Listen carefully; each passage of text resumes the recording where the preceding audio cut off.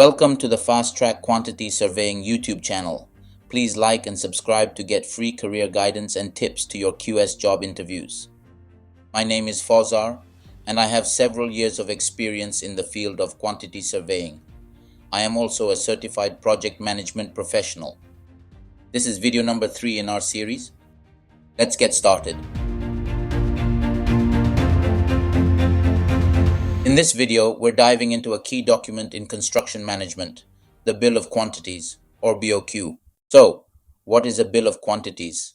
Simply put, it's a document that lists all the materials, labor, and other resources needed to complete a construction project.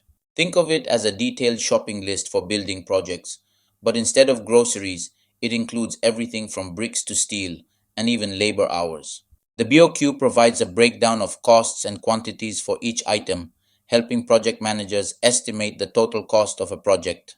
It's like having a roadmap for both the budget and the resources needed.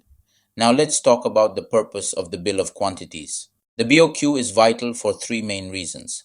Accurate cost estimation first. It ensures an accurate and comprehensive list of all the resources needed for the project.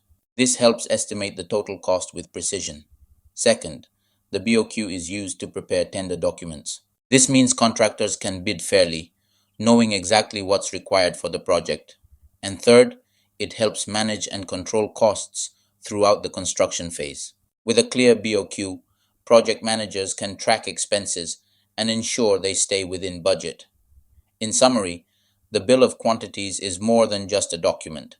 It's a critical tool that ensures construction projects are planned, budgeted, and executed efficiently.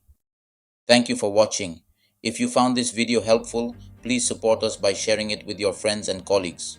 Don't forget to subscribe to the Fast Track Quantity Surveying channel for more career tips and QS insights. See you in the next video.